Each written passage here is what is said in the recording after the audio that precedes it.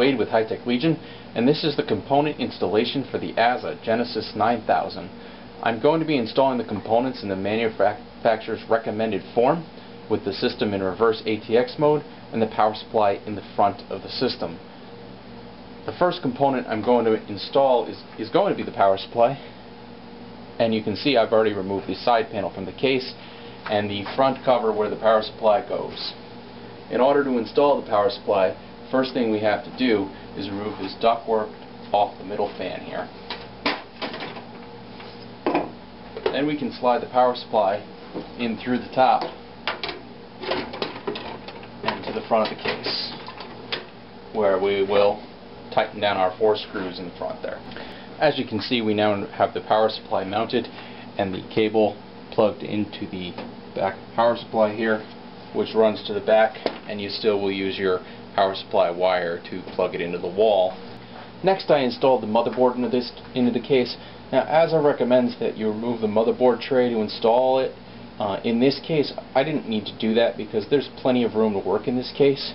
You'll also notice that I have a large Pontic heatsink in this case with 2 fans, and one of the fans is sticking up some due to my RAM heatsinks. Even with that fan sticking up, the side panel of this case still closes.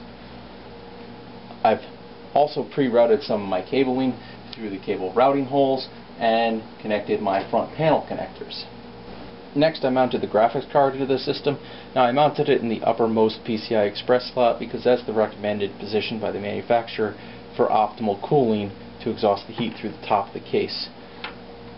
I routed my PCI Express cables to the card first, and then I reinstalled the GPU bracket, support bracket here, and adjusted it to hold the card in place.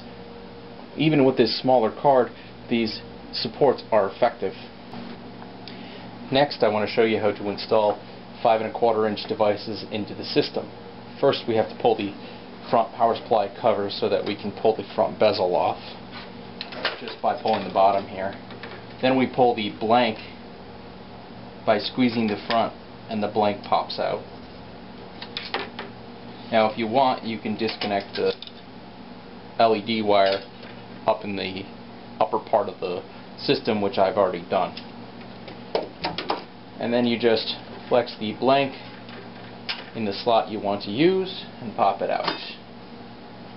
Once you've done that,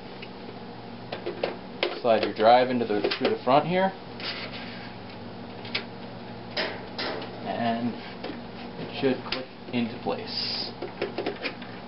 For 3½ and 2½ inch devices, we have to pull one of these trays out, and you just do that by pushing the connector, the lock, sliding the tray out.